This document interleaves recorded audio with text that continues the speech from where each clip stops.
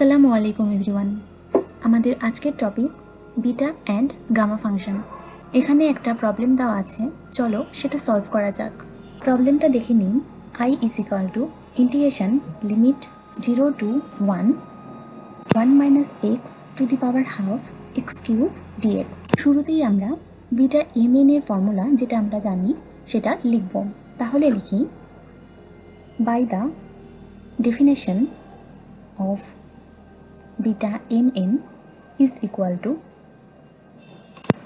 integration limit 0 to 1 x to the power m minus 1 minus x to the power n minus 1 dx।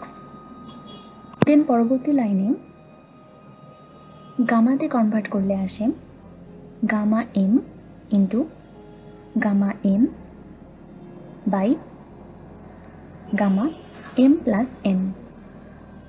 কোশ্চেনে যে ইকুয়েশনটা দেওয়া আছে সেখান থেকে বিটা mn এর ভ্যালু নির্ণয় করব।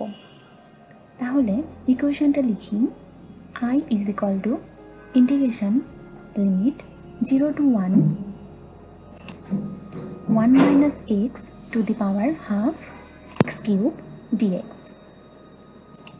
দেন পরবর্তী লাইনে integration limit 0 to 1 minus x to the power 3/2 minus 1। mn এর ফর্মুলাতে কনভার্ট করার জন্য এখানে আমরা হাফকে ভেঙে 3/2 minus 1 করলাম।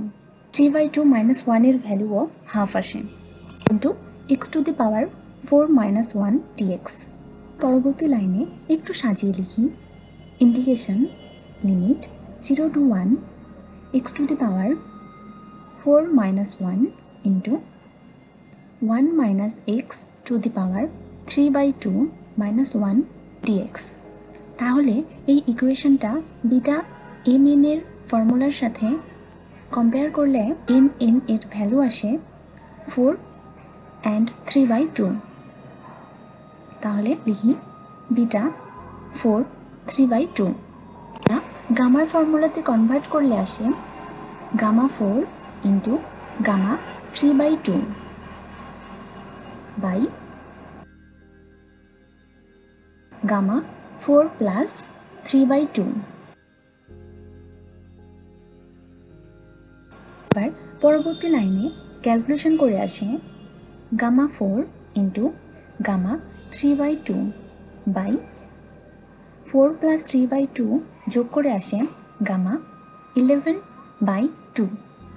ফ্যাক্টোরিয়াল করে পরের লাইনে আসে 3 into 2 into 1 into half into gamma half by 9/2 into 7/2 into 5/2 into 3/2 into half gamma half. ফ্যাক্টোরিয়ালের ফর্মুলা ছিল n ইন্টু n মাইনাস 1। তাহলে গামা হাফ কেটে যায়।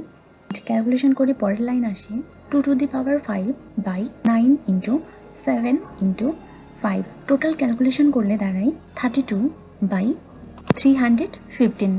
এটাই আমাদের অ্যান্সার।